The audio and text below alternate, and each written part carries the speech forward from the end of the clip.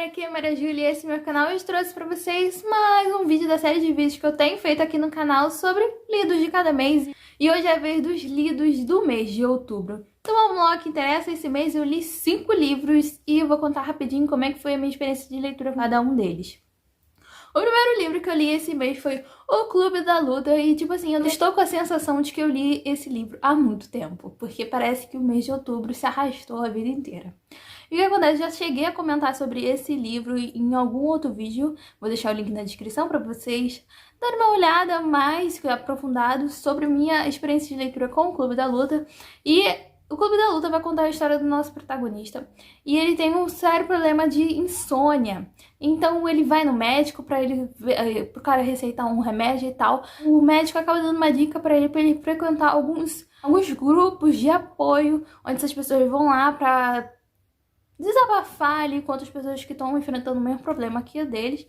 E ele começa a frequentar esses clubes, ele começa a dormir, porque a partir desse momento, quando ele começa a frequentar esses lugares, ele consegue desabafar, ele consegue sentir, ele consegue colocar as emoções pra fora, então ele começa a dormir. Então ele fica viciado nisso, a partir disso ele começa a dormir, ele fica muito bem, ele começa a frequentar direto esses clubes. O que acontece? Uma mulher vai aparecer e ela também frequenta algum dos mesmos grupos que o dele. Então ele sabe, ele fica muito incomodado porque ele sabe que ela sabe que ele não tem aqueles problemas. Então ele fica muito incomodado e a insônia dele começa a voltar. Então até o momento que eles se aproximam e ele conversa com ela para ela parar de frequentar os mesmos clubes que ele, para que ele consiga dormir novamente. Sendo que assim, eles começam a ter um relacionamento ali meio esquisito. Em paralelo a toda essa situação, a gente vai ser apresentado a um dos amigos dele, que vai ser um cara bem importante, e junto com esse amigo eles vão fundar o Clube da Luta, que vai ser um clube de ajuda que ele frequentava antes, agora vai ser esse Clube da Luta. Eu tenho que falar que esse não foi um livro favorito. Eu tenho algumas questões desse livro, que esse é um livro muito de fluxo de consciência, principalmente os primeiros capítulos, onde a gente é jogado no meio da história, a gente não sabe direito o que tá acontecendo. O nosso protagonista, ele é completamente confuso, a gente tá na mente dele. Então, principalmente o começo, é um pouco difícil de você, assim, embarcar na história, porque você não tá entendendo direito o que tá acontecendo. Eu tenho que falar também do filme, que é uma adaptação muito fiel e muito boa em relação ao livro, sendo que eu não gostei tanto assim, nem do livro e nem do filme, mas assim, fica aí a recomendação. Essa foi a minha experiência de leitura, não foi uma das melhores, porque simplesmente a história é um pouco violenta, a história é meio um pouco, não me convenceu tanto assim, e é por isso que eu não gosto tanto. Mais um que eu li esse mês foi Na Minha Pele, do Lázaro Ramos, e assim, eu li pelo Kindle e eu adorei essa experiência. Essa história não é exatamente uma autobiografia dele. A gente vai ter um parâmetro amplo de como que foi um pouco da infância dele, que ele nasceu lá no interior da Bahia, numa ilhazinha bem afastada de tudo, de todos, onde tem pouquíssimos habitantes. E ele vai contar muito um pouco das experiências dele, ele vai falar muito sobre racismo, identidade, se encontrar, questões assim muito importantes que moldaram como pessoa, questões que estão relacionadas à nossa sociedade, que vão moldar até ele chegar ao que ele é hoje. É um livro muito legal, vai ter essa parte da infância dele, relação com a mãe, relação com o pai, relação como foi a trajetória dele até ele decidir ser ator, como é que foi rolando a situação. Ele começou muito com teatro, com o Olodum, ele migrou para os filmes, até onde ele foi parar na televisão. Ele vai citar muita referência, gente, muita referência. É um livro muito rico em referências e principalmente eu senti que ele tem um programa num canal fechado, que eu agora não lembro o nome do canal fechado, que se chama Espelho, se eu não me engano esse é o nome do programa dele, e onde ele recebeu muitos convidados. Então, ao decorrer inteiro do livro, ele vai fazer várias referências de entrevistas que ele fez nesse programa de televisão que ele tem. Outra coisa muito legal, ele vai falar sobre representatividade na televisão, representatividade de mulheres negras dentro da televisão, que ele também é casado com uma atriz famosíssima, negra, que todo mundo conhece, que é a Thaís Araújo. Ele vai falar um pouco sobre isso. Ele vai falar, cara, sobre muitas questões que são muito importantes, e ele vai falar como ele se sentiu também. Mas eu tenho que fazer uma crítica sobre esse livro, que eu acho que ele é um ator global. Eu não sei como é que tá essa questão do contrato dele, porque a Globo, né, ultimamente tem contratado as pessoas só por obra, e não sei como é que é o contrato dele, mas eu achei que, em relação quando ele fala ele não fala muito especificamente da Rede Globo. Quando ele fala sobre representatividade na televisão, na mídia, ele acaba englobando todo mundo. Então, capa de revista, filmes, televisão, protagonismo, ele acaba englobando todo mundo e não faz uma crítica um pouco mais direcionada à Globo. Eu entendo que seja provavelmente por causa da questão contratual, que ele é um ator muito conhecido na Globo, ele já fez vários personagens super icônicos que marcaram a carreira dele na Globo, e eu acho que ele poderia ter falado um pouco mais, ter sido um pouco mais crítico nessa relação com a Rede Globo, e ele não faz isso. Eu achei que faltou, eu esperava. Pelo menos a minha perspectiva, eu achei que ele fosse falar um pouco mais, ele não fala. Então eu tenho que ressaltar que esse não é um livro autobiográfico. A gente vai ter uma relação dele, principalmente contando a história dele antes dele ficar super famoso. Não vai ser sobre a história da carreira dele. Então, quando ele fez Cobras e Largatos, como é que foi a sensação dele pra fazer o foguinho? Como que foi pra ele fazer o Mr. Brown? Não é sobre isso. Ele não vai falar, tipo, na novela tal, ele vai até passar bem por cima disso. Ele vai focar mais nas questões de representatividade, racismo, dar bastante referência.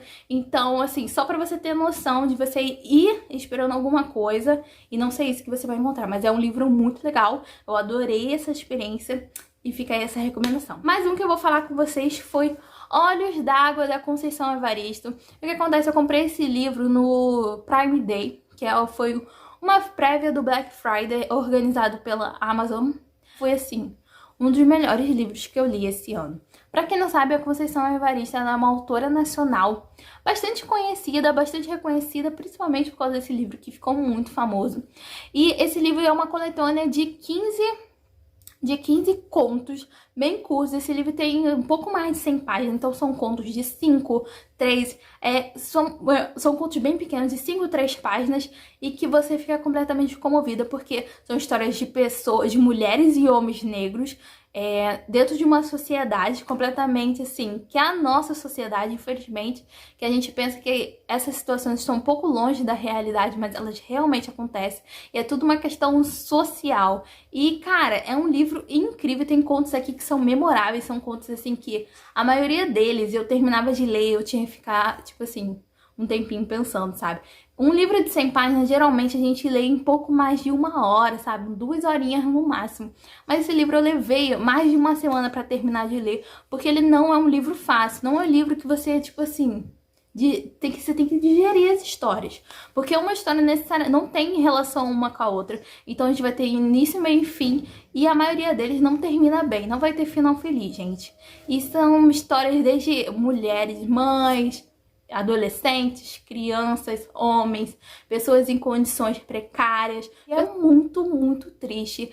É um livro, assim, que você tem que ter estômago, mas é um livro incrível, pra te chocar mesmo. Ele migra entre o lúdico e o bem escrachado. Eu tive essa sensação do tipo, ele tem até, esse livro, a Conceição Evaristo, ela tem uma escrita até lúdica, sabe, até meio poética, sendo que alguns momentos, mas tipo assim, aquilo que ela tá falando é tão assim, sabe, não se mede palavras para contar e você entende exatamente o que tá acontecendo.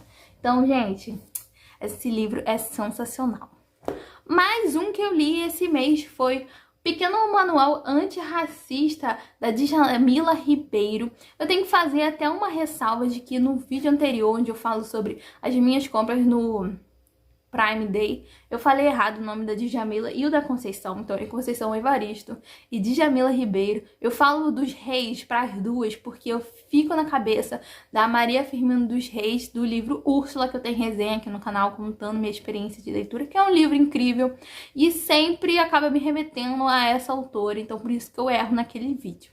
Mas fora isso, eu tenho que falar sobre esse livro, que ele é exatamente o que está escrito. Ele é um pequeno manual antirracista. Ele é um passo a passo de como você... Claro que você não seja uma pessoa racista. Ele fala muito mais do que não seja uma pessoa racista, para você seja uma pessoa antirracista. É um livro incrível, ele é um passo a passo mesmo. Vou ler aqui, ó.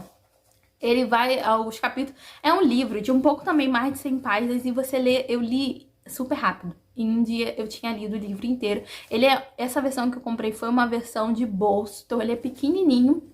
E, cara, é sensacional. A gente vai ter também várias referências, muita referência nesse livro, várias pessoas. Ela vai citar vários intelectuais. O primeiro capítulo é Informe-se sobre o racismo. O segundo é Enxergue a negritude. Tanto quando você sendo uma pessoa negra ou você não sendo, para você enxergar a negritude. Vai falar sobre reconhecer os privilégios da branquitude, tanto de você reconhecer os privilégios da outra pessoa, quanto você reconhecer os seus próprios privilégios. Perceba o racismo internalizado em você. Mais um que ele vai falar: apoie políticas educacionais afirmativas, transforme seu ambiente de trabalho e leia autores negros. Ela vai dar muita referência no final desse livro. Ela vai fazer tipo uma mini biografia sobre cada um dos autores negros que ela foi citando durante todo o livro. É um livro muito bom, que eu recomendo demais. Esse aqui é tipo uma utilidade pública.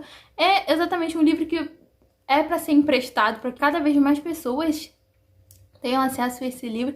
Esse é um livro que não é só para você ler uma vez, é um livro para você reler e reler, porque a gente tá num vício de uma sociedade racista, a gente tá ali naquele ciclo, e às vezes que na maioria das vezes a gente nem percebe o que tá acontecendo, a gente se cala em muitos momentos. Então, assim, é sensacional. Fica aí mais essa recomendação. E para finalizar essa lista de livros que eu li esse mês, eu vou falar sobre O Fim da Infância, que é a minha primeira experiência com um livro de ficção científica, que é de um autor que é bastante conhecido pelo livro 2001, que é o Arthur C. Clarke, acho que é esse o nome dele. Ele é um cara bem reconhecido nesse gênero, e foi a minha primeira experiência com ficção científica. E eu gostei bastante, gente. Eu gostei bastante. O Fim da Infância vai contar a história. Passa lá na década de 50, lá no período da Guerra Fria. O que acontece, gente? O mundo vai ser, como eu posso dizer, invadido por aliens. E eles eles vão se tornar os seres supremos, que é assim que a gente vai se dirigir a eles. E a gente não sabe como é que eles são, a gente não sabe meio o que eles estão fazendo aqui, mas a gente sabe que eles erradicaram a fome. Todo mundo agora é alfabetizado. O mundo inteiro não tem mais pobreza. Ele, tipo assim, a utopia, que seria o ideal de vida, realmente acontece, sendo que, porém, toda a vida, entretanto, o ser humano nunca está satisfeito. E assim, tem um grupo e várias pessoas ficam bastante insatisfeitas com isso, porque eles querem respostas. O ser humano é um ser muito curioso. E o que acontece muito além disso, ele fala bastante nesse livro que a gente perde o conceito de liberdade. E assim, eu tenho que falar que o ser humano deu errado, sabe? Porque o ideal de vida realmente acontece por causa deles. A gente consegue eliminar a pobreza, a gente consegue eliminar todos os problemas que erguem as nossas vidas, sendo que o ser humano não está satisfeito. O ser humano quer problematizar e fala que perdeu a arte. Eu não consigo entender um pouco dessa relação. Eu acho que o meu maior problema com esse livro foi essa relação direta com perdemos a pobreza, todos os problemas que regiam ou que o mundo lutava para quebrar aquilo, realmente aconteceu. Então, automaticamente, a gente não tem mais liberdade, a gente não tem mais arte, a questão da arte, sabe, meio que acabou. Eu não vejo essa relação ligada diretamente, eu acho que a gente tem muito, até ele que escreveu querendo se desconstruir esse livro, a gente tem muita cabeça de uma sociedade capitalista. Então, o que acontece muito nessa história? Você não precisa mais trabalhar, porque você não precisa mais de dinheiro, porque todo mundo tem dinheiro.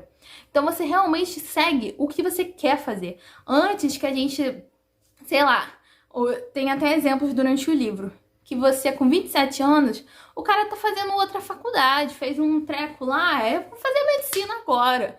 A pessoa tem tempo pra escolher, ela pode variar sobre várias carreiras.